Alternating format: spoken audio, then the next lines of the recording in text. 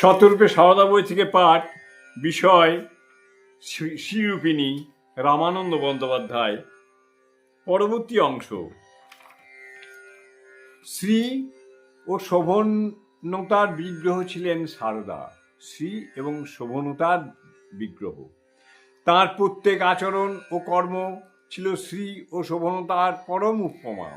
উদ্বোধনে সারদার খুব অসুখ। জনৈক সন্ন্যাসী সন্তান তাকে দেখতে এসেছেন। সারদার মাথায় কাপড় দেওয়া ছিল না। সাধুটি চলে যাবার পর সারদা সেবিকাকে বললেন, আমার মাথায় কাপড় দেওয়া নেই, কাপড়টা দিয়ে দাওনি কেন? আমি কি মরে গেছি? এখনই এই করছো? এটি লোকশিক্ষারও একটি অসাধারণ দৃষ্টান্ত। এটি লোকশিক্ষার একটি দৃষ্টান্ত।